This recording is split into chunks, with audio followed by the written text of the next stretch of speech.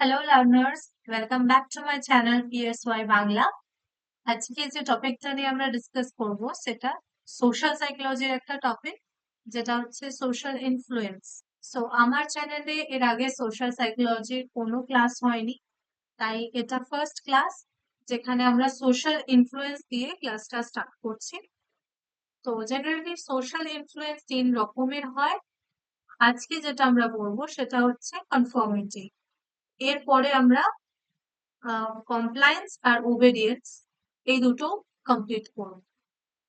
ওকে, প্রথমে কনফর্মিটিতে যাওয়ার আগে সোশ্যাল ইনফ্লুয়েন্স কাকে বলে এই জায়গাটা একটু আমরা বুঝি।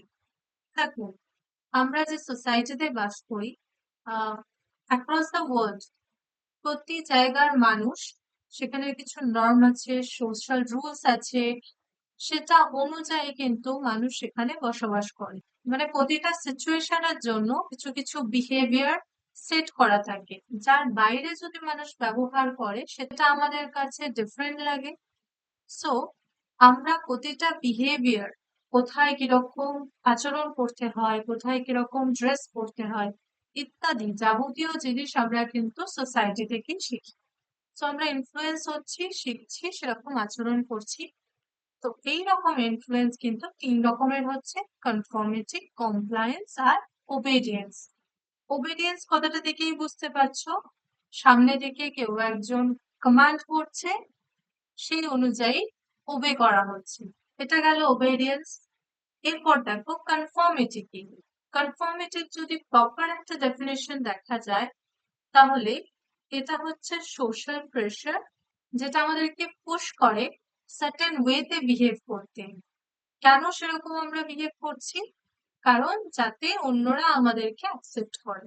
মানে আমি যে সোসাইটিতে আছি, সেই সোসাইটির আদার্স যারা আছে তারা যেন আমাকে অ্যাকসেপ্ট করে। and the other thing is রিজেকশনের ভয়। সো আরো একটা পয়েন্ট যেটা আমাদের মাথায় রাখতে হবে, এই কনফর্মিটিতে কিন্তু কেউ তোমাকে সামনে থেকে এসে বলছে না যে এরকম আচরণ তুমি করো, কিন্তু অন্যরা যেরকম আচরণ করছে সেটা আমরা করতে বাধ্য হচ্ছি। কি কারণে? যাতে অন্যরা আমাদেরকে পছন্দ করে বা যাতে তারা আমাদেরকে রিজেক্ট না করে। এই কারণে কিন্তু এটা একটা ইনভিজিবল প্রেশার একটা। আর ওবেডিয়েন্সে কি ছিল?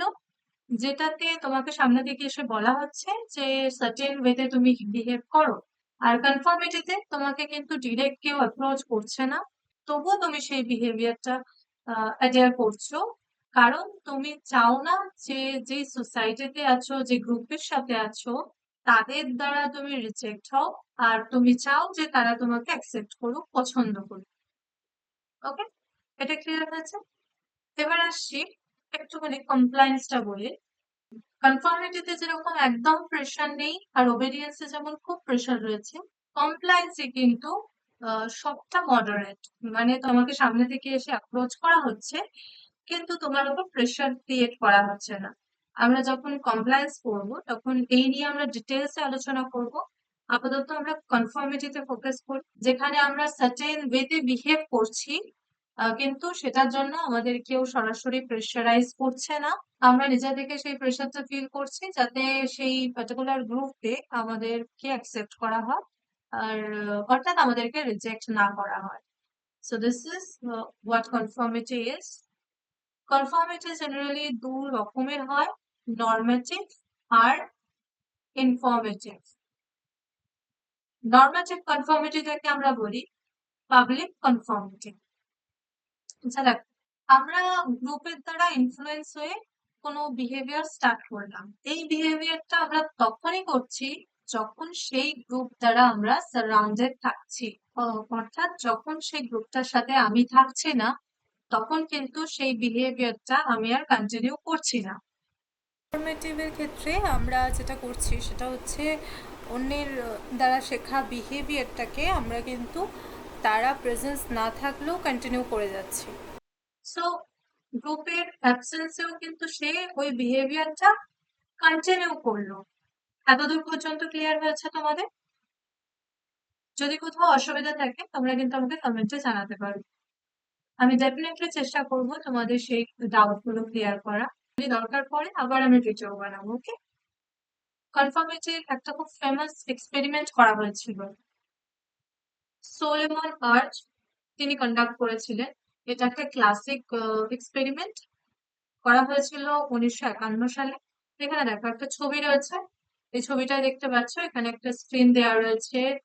আহ ইনি হলেন এক্সপেরিমেন্টার, যিনি এক্সপেরিমেন্ট করছেন, আর এরা হচ্ছে সাবজেক্ট। কিন্তু এখানে একটা মজার বিষয় আছে, এরা সবাই সাবজেক্টের মতো লাগলেও একজন অরিজিনাল সাবজেক্ট, ধরো ইনি হচ্ছেন অরিজিনাল সাবজেক্ট, বাকিরা কিন্তু এক্সপেরিমেন্ট যিনি করছেন তার সাথে মিলে আছে। মানে এক্সপেরিমেন্টার যিনি আছেন উনি বাকিদের একটা পার্টিকুলার ওয়েতে বিহেভ করতে শিখিয়ে দিয়েছেন, তারা তাই করবে। আর এখানে একজন মাত্র আছে যে, যাকে কিছু শিখিয়ে পড়িয়ে দেওয়া হয়নি, সে অরিজিনালি যেটা ভাববে সেই মতো আচরণ করবে। এরকম একটা কন্ডিশন ক্রিয়েট করা হলো এই স্ক্রিনটার মধ্যে। এই ছবিটা আছে, দেখতে হবে। আচ্ছা, তার আগে তোমরা বলো যে এই লাইনটার সাথে এই তিনটে লাইনে কোনটা মিল। ভিডিও পজ করে তোমরা কমেন্টে লিখতে পারো আগে। তো আমরা সহজেই দেখতে পাচ্ছি বি লাইনটার মিল আছে এটার সাথে। এবার এক্সপেরিমেন্টার উনি এক এক করে এখান থেকে শুরু করলেন, একজন একজন করে জিজ্ঞাসা করতে থাকলেন।